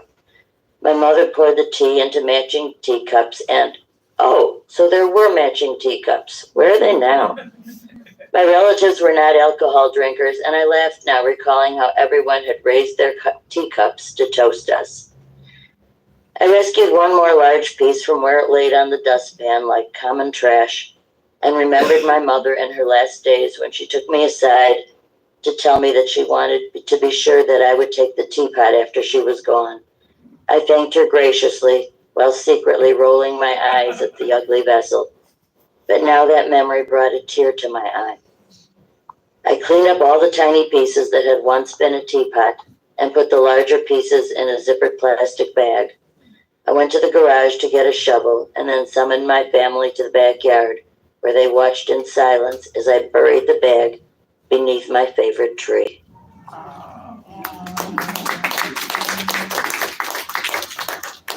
Thank you so much for that. You see, we have some repeats. So I think now we have one piece left to wrap up with from Connie Constant Hatchet, and I just sent her the Zoom. Let's see if she can zoom in. Okay, hold on. The very last piece. Yeah, I see I duplicated a couple pieces. Maybe while we wait for Connie, because I think it's a beautiful wrapping up piece, we could talk about these a little bit now. What a wide range. Yes, Diane. I just wanted to say I understand because I had 3 elephant teapots that I didn't bring with me when I moved here, and I still miss them. Oh, so Robin, Diane's, she relates to what you wrote about because they were teapots, I know you're an elephant collector. She had 3 elephant teapots that she didn't bring here when she moved, and there's a, And she misses them. Yeah, yeah. I also have a comment for Yes. Robin. You know, I thought that the piece, the way you read the piece, you know, it was, I thought you made some good choices editing it. And, you know, listening to you read it, it really was better than the one I read beforehand. Oh, nice. I'm sorry, I can't hear what he said. What Tim said was, Yeah. he said that he really appreciated the changes that you made to the piece as you read it, and that it had really improved it in the way that you read it. That those were meaningful improvements. Yeah. Mm-hmm. Thank you. Which says something broader about creative work, right? I mean, it never really ends, right? And yeah, it's hard to let go too, yeah? It's hard to let go of something you've written and say, it's done. I don't know if people have that experience, but. Never. Never. Never done. Never done, right? Yes. Connie, you're here. Yes, hi everybody. Hello. I'm so glad you're here. I'll tell you what, why don't we hear from you, Connie, and then we can have more general reflections from everybody, yeah? Okay, great. Good afternoon, everyone. My name is Constance Hatchett. I am a member of the 7320 Creative Writing Group. And my piece is what makes a woman important. Hold on one second. Give me 1 second to make it more visible. There we go. Okay, go ahead, yes. Women are to be celebrated because we have so many things to offer to others. Women are babies who were born from other women. Women are treasures, diamonds, rubies, and gold. Women are aunts, mothers, sisters, wives, grandmothers, mentors, and educators in many fields of the world. They hold many different jobs and careers. They are strong to their families in gearing careers. This is why women are important. Keep this writing close to your heart, women. Yeah. Mother's Day to all the women there. Thank you so much. What a wonderful note to end on, it being Mother's Day Eve. Yes, absolutely. And so you all are miraculous because once again, we've worked through these writings in our 2 hours, but we have a little time for more thoughts, comments, reflections from people, ideas, questions, anything, yeah. We didn't address how many new facilitators we have. Oh, yes, we do. We have several new facilitators like Kathy and Francis, and who else is a new facilitator here? I think you too, you're a new member. You're going to be a new member and possibly a facilitator. Yeah. Yes, so that's the whole idea of the writing project, right? You know, you plant the seeds, they bloom, they spread. And each group is its own flower, right? That grows in its own way. Thank you. Yeah, for sure. And more to come. Yeah. I was gonna I say, know I everybody did a great job, even though I didn't get to hear them. Yes, and we have recordings. Yes. Great. Well, I was tickled by Sheila's poem because I just saw that ad on TV like the other day. And I thought, maybe we should quit showering and just use this spray. It's ridiculous. It's really annoying. I It is, agree. yeah. So I get annoyed every time I see that commercial. Yeah. So it was good to hear that and It kind of was, talk yeah. about the end a little bit. Yeah. Other thoughts? Thank you. Yeah, other thoughts for anyone? Any thoughts about the writings in general or a particular writing? Well, I thought Helena's really brought paranoia to the fore. And there's a real reason why I don't watch the news anymore. No lies anyway. Balanced, right, with so much writing about, what we can do, what we already do and what we can do, right, to make it a better world, yeah? Yeah. And what is possible? What is possible? What is possible? Vote, vote, vote.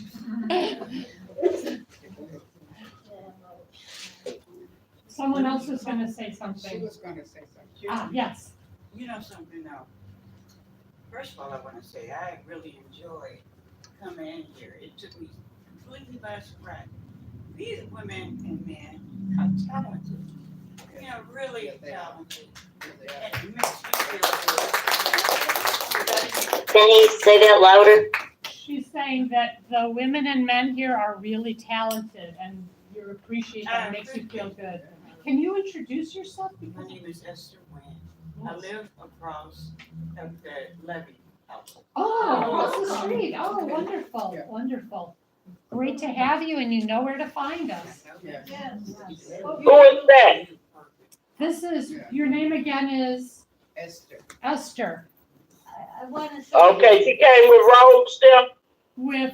With Bernice and Rose, yes. Yes. Right. Uh-huh. So Esther, now you know you can come here every Friday.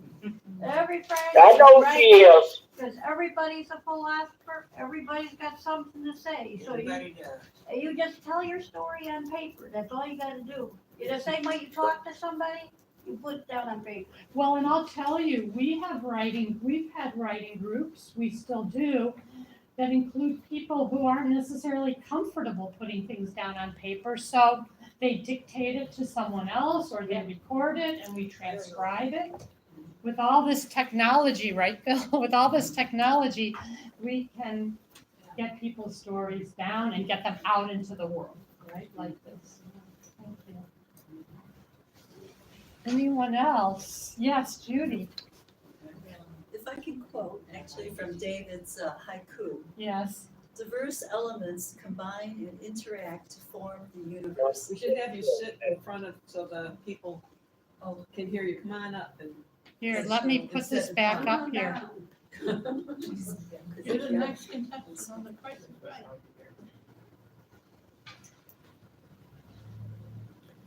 Let me bring that up again. Yeah, hold on.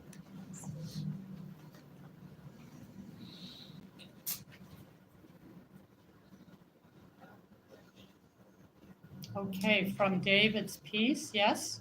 Uh-huh. Yeah, come on up, yes.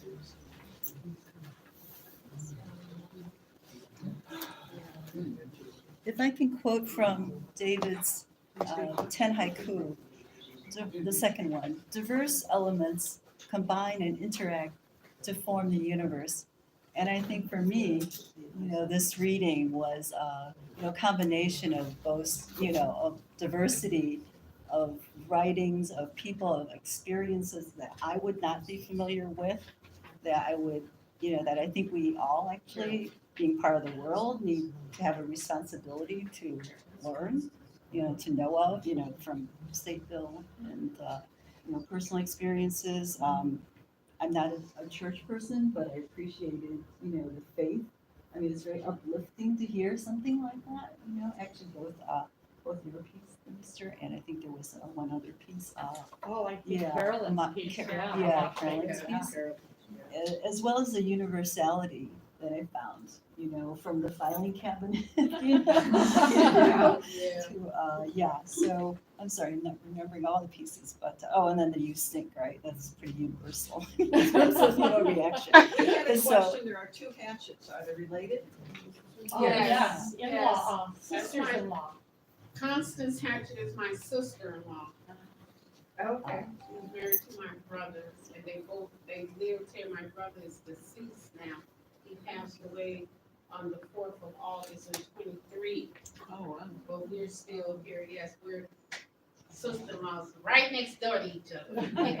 Aw. Yeah.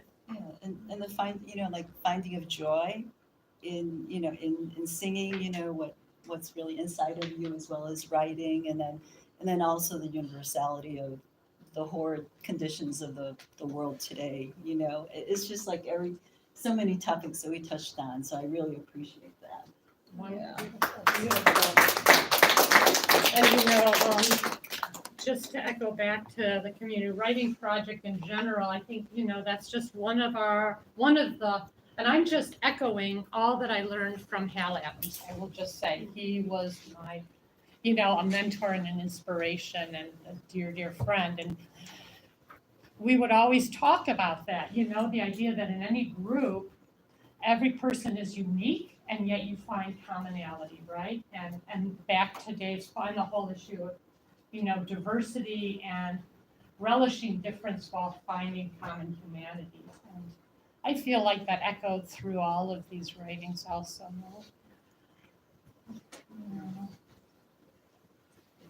Yes, come up, Trudy, yeah.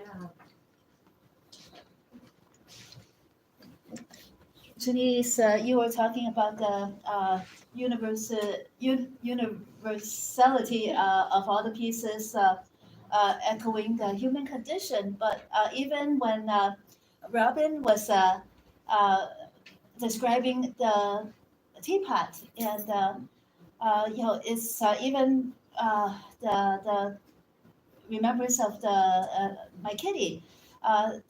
That's also reflective of what we care about, and it represents the humans in our lives, like the teapot and her mother. And even before the ending, I kind of felt like it was the funeral for the teapot, because she was picking up all the pieces, and it was like it's effective. Yes, it's so moving. Right? Yes, it is. Yes. Thank you so much, Robin. That was really a good piece. And thank you to everyone. All your pieces were good. Thank you very much. To those who don't know my background, that was actually fiction. So you may be thinking that it wasn't, but I do not have a family or a tree in my backyard or a husband named Doug. Well, it's a fine line between fact and fiction, yes? Yeah. It was actually written because Donna Picourt had given us a prompt that's write something about something that's broken. Broken heart, broken promise, broken item, and that's where it came from. Beautiful prompt. Well, I want to respect people's time. We're at 3:10, and I know we have full days, and it's sunny and gorgeous out. So I think with this, we'll wrap up. And I'll just say, and I want to just thank everybody from the bottom of my heart for making such a beautiful event, for sharing your wisdom, your art, your humanity. And let's just keep taking this out into the world. And I hope to see you all again next year, if not sooner. Okay, thank you all. Thank you for inviting us. Thank you. Happy Monday to y'all. That's wonderful.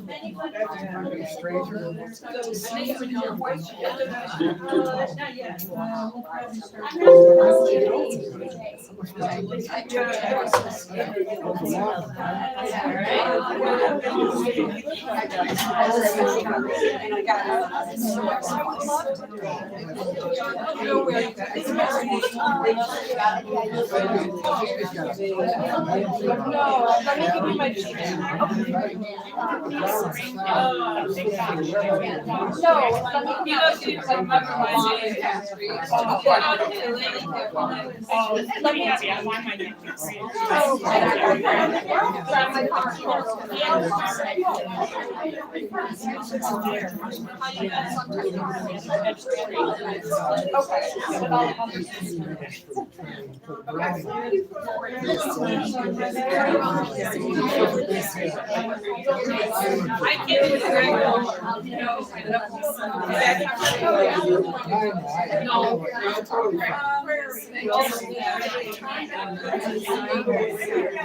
I'll pull my car up behind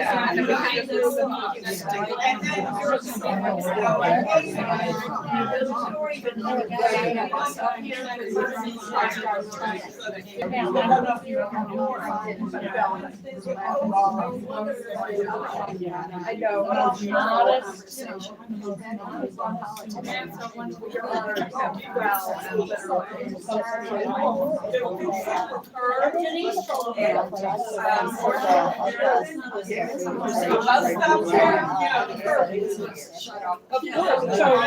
Let me get you a copy of the yeah. And then you must get up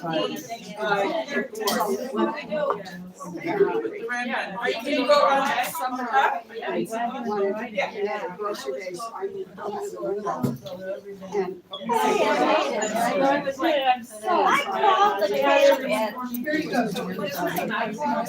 it's 11:30. I know.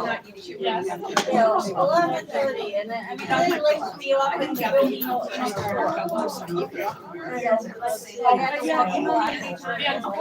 Went very well, thank you. It did go well. Thanks for rolling with all the change ups. Sure, that's how it goes. I know. Sometimes I got So the way some people can walk, they're all set.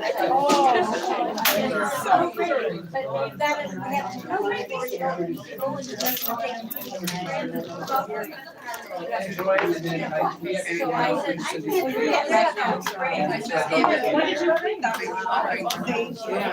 Oh, okay. My pleasure. Nice to meet you. And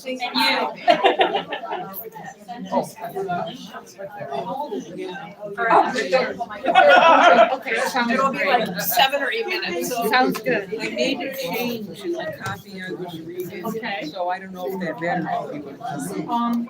You know, just hold on to it because then I would put it up on the website. Yeah. Like those changes. Oh, Yeah, okay. right here, that's from you. Yeah, that's fine, yeah, right. You can see that. Oh, thank you. Yeah, I'm very, you know, and it was very poignant. Thank you very much. Well, thank you so much for putting all this together. It's a, I don't do that. It's a collaborative effort. Right, yeah. Right now. Great. All right, I'll see you next week. Sounds great. Okay. Thank you. What I'm gonna do is. Yeah. Oh, nice. I'm going to people's tribute. I'm going to, when Rachel pulls Thank you so up, much. That was run out here wonderful. And I got it, and I'm gonna let you know. Oh, yeah, do what you gotta do. It's gonna be on the radio, the TV, and. If I miss you, just call me or Yeah. something, yeah. Well, thanks for doing that. Thanks for being so What I can. great with all the change ups and stuff. No, So- thank you. Just go with the flow. Yeah, exactly. Yeah. Fortunately, Rachel realized because we were which now, and then I got this message, I was gonna finish. Oh. But it held out, it held out. Okay.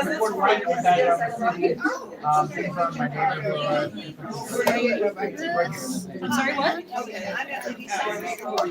I do the, yeah, I do the switch. I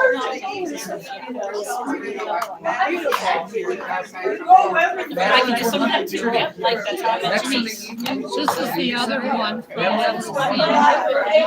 was a lot of our activities here are actually driven by the residents. This is our first fundraiser.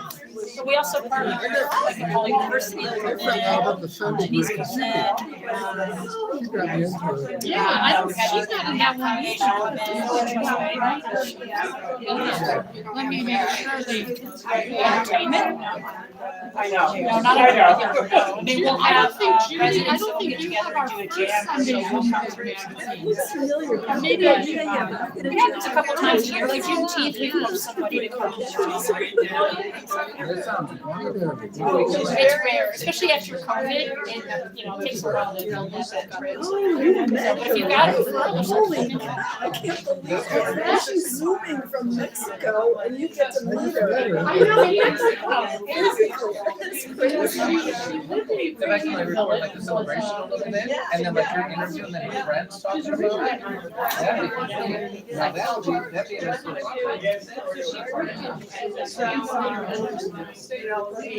I was there during the grand reopening. I presented with the ribbon cutting developers back then. I've been upstairs and I've been upstairs. You guys should have copies of this. Here. So, that ready goes on factors, and really it's beautiful. So,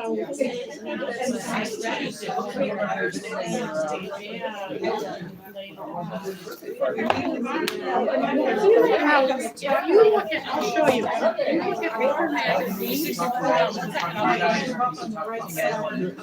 And then we had like for the celebration. So that actually is put in the schedule right now. That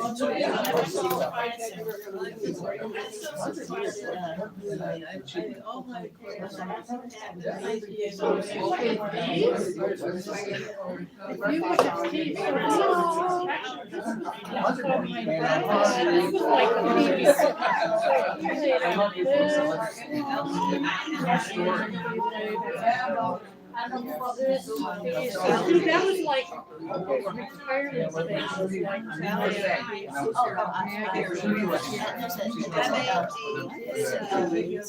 Well, yes, she's an artist, that's right, that's right.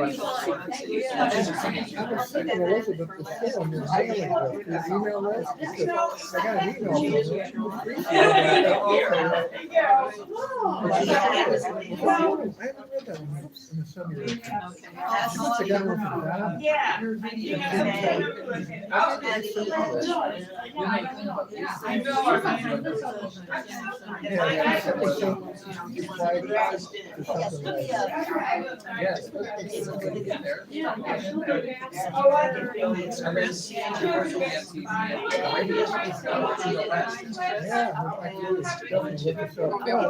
opened a bottle of wine in her house.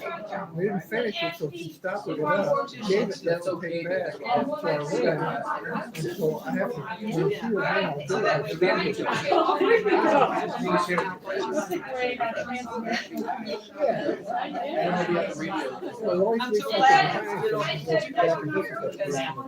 I got those from I won't go nowhere without it. I'm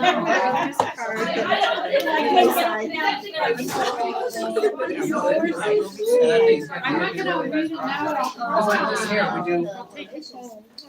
Right here we have the Facebook Live, which is still running. Oh, wow. This has been running for 2 hours. I'm going to stop it.